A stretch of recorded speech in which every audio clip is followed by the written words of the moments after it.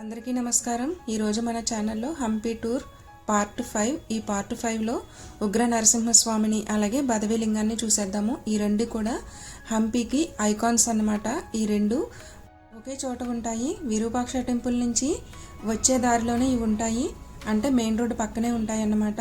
Krishna temple ఇవి కొంచెం దగ్గరలోనే ఉంటాయి।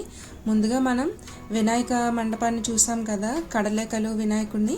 ఆ వినాయకుడిని చూసిన తర్వాత అయితే ఇక్కడికి వచ్చాము। ఇక్కడ చూడండి, ఇక్కడ ఉగ్ర నరసింహస్వామి ఉగ్ర రూపంలో కనిపిస్తారన్నమాట।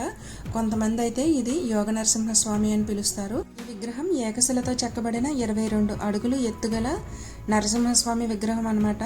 దీనిని 1528లో శ్రీకృష్ణదేవరాయల వారు కట్టించారు। శేషనాగపీఠంపై స్వామివారు కూర్చున్నట్టు ఉంటారనమాట। చతుర్భుజాలు ఉంటాయి। లక్ష్మీదేవి కూడా ఆయన ఒడిలో కూర్చున్నట్టు ఉంటుంది, కాకపోతే ఇప్పుడైతే లేదు। ఇక్కడ మనం జాగ్రత్తగా గమనించినట్లయితే స్వామివారి భుజం పైన లక్ష్మీదేవి యొక్క చేయి కనిపిస్తుంది అన్నమాట। 1565లో హంపి మొత్తాన్ని ధ్వంసం చేసిన సుల్తానులు ఈ విగ్రహాన్ని కూడా ధ్వంసం చేశారు। దీనికి గోపురం కూడా ఉండేదట, ఈ గోపురాన్ని కూడా కూల్చివేశారు। ఇక్కడ విరిగిపోయిన లక్ష్మీదేవి విగ్రహాన్ని కమలాపూర్ మ్యూజియంలో అయితే పెట్టారట। ఇక్కడ మీరు చూసినట్లయితే శాసనాన్ని కూడా చూడవచ్చు। ఈ శాసనం వచ్చేసి ఓల్డ్ తెలుగు ఓల్డ్ కన్నడలో ఉంటుందన్నమాట। ఈ విగ్రహం పాడవడంతో ఇక్కడ పూజలు అయితే ఏమీ జరగట్లేదు।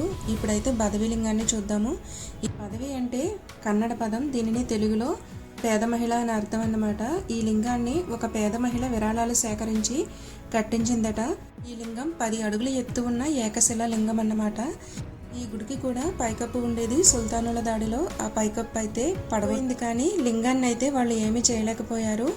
పైకప్పు లేకపోయినా సరే డైరెక్ట్గా సూర్యకిరణాలు శివలింగంపై పడడంతో మరింత ప్రకాశవంతంగా తయారైంది శివలింగం। 1565లో దాడులు జరిగినప్పటి నుంచి ఇక్కడ పూజలు అయితే ఏమీ జరగలేదన్నమాట।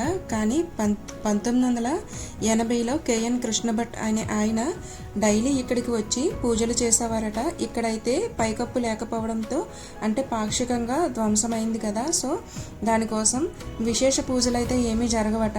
డైలీ పూజ అభిషేకం అయితే జరుగుతుంది।